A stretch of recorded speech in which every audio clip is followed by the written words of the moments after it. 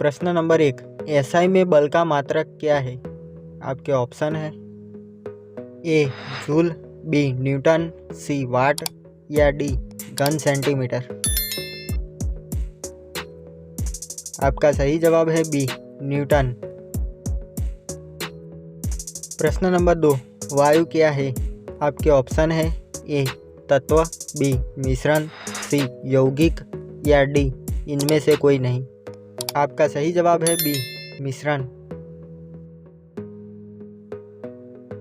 वायु nitrogen, oxygen, carbon dioxide, जल वाष्प तथा कुछ अन्य गैसों का मिश्रण है।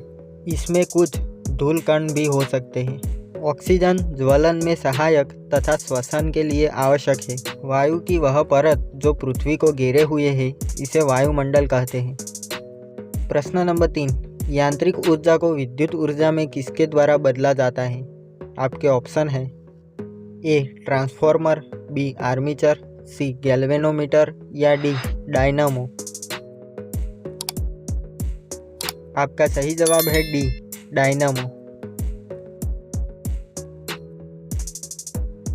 इसका काम प्रेरण के फेराड के नियम पर आधारित है। स्टेटर का एक चुंबकीय क्षेत्र प्रदान करता है और चुंबकीय क्षेत्र में आर्मेचर मुड़ता है। यह चुंबकीय क्षेत्र एक विद्युत वाहक बल का उत्पादन करता है जो इलेक्ट्रॉनों को धक्का देता है जिससे धारा उत्पन्न होती है। पहले डायनामोस चुंबकीय क्षेत्र उत्पादन के लिए स्थायी चुंबक से लैस थे, लेकिन बाद में उन्हें विद्युत चुंबकों से बदल दिया गया। वे उद्योगों को बिजली की आपूर्ति करने वाले पहले जनरेटर थे। प्रश्न नंबर 4, यदि पृथ्वी पर से कोई चट्टान चंद्रमा पर ले जावेगी तो क्या होगा? आपके ऑप्शन है ए उसके भार में कोई अंतर नहीं आएगी, बी उसकी मात्रा में कमी आएगी, सी उसके भार में कमी आएगी या डी उसके भार में वृद्धि होगी।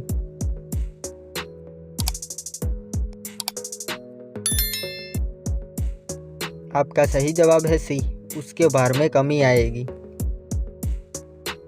प्रश्न नंबर 5, सल्फर का उपयोग कहाँ होता है? आपके ऑप्शन है ए डायनामाइट में, बी गन पाउडर में, सी बारूद में या डी उपयुक्त सभी में। आपका सही जवाब है डी उपयुक्त सभी में। प्रश्न नंबर 6, बिल्ली को रात में अधिक क्यों दिखाई देता है? आपके ऑप्शन है ए स्वभावश, बी पुतली की विशेष बनावट की वजह से, सी दिन में नींद आने से या डी इनमें से कोई नहीं।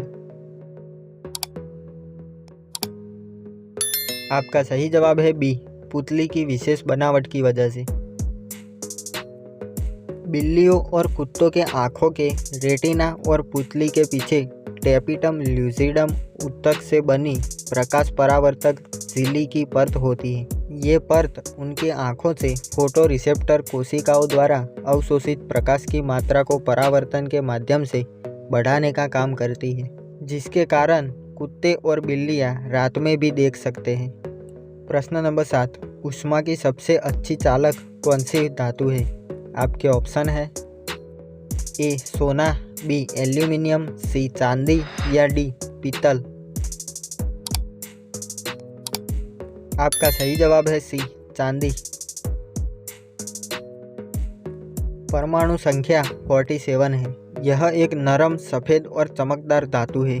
यह एक बहुत ही नमनीय और आघात वर्धनीय धातु है और इसमें सभी तत्वों के बीच उच्चतम विद्युत चालकता, तापीय चालकता होती है, यानी ऊष्मा का सबसे अच्छा सुचालक होता है।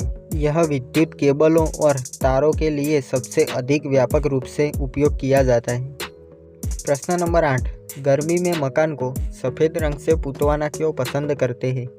आपके ऑप्शन है ए आँख को अच्छे लगते हैं, बी ऊष्मा के कुचालक होते हैं, सी ऊष्मा के अच्छे परावर्तक होते हैं या डी ऊष्मा के सुचालक होते हैं।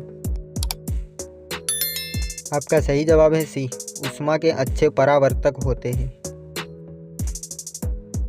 सफ़ेद पेंट विकिरित ऊष्मा का अच्छा परावर्तक होता है, अतः सूर्य की तेज गर्मी में भी दीवार कम गर्म होता है, क्योंकि सफ़ेद पेंट के चलते दीवार कम ऊष्मा का अवशोषण करता है। प्रश्न नंबर 9, केतली में लकड़ी का हैंडल क्यों लगाते हैं? आपके ऑप्शन है ए फैशन की वजह से, बी लकड़ी ताप का कुचालक है और हैंडल गर्म नहीं होता, सी हल्का होता है, या डी इनमें से कोई नहीं।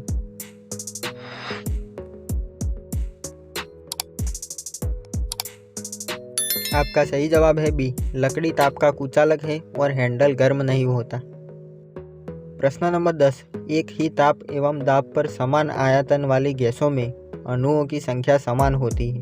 निम्नलिखित में से यह नियम कौन सा है? आपके ऑप्शन है ए बोयल का नियम, बी चार्ल्स का नियम, सी गेलुसाक का आयतन संबंधी नियम, या डी एवोगैड्रो की परिकल्पना का नियम।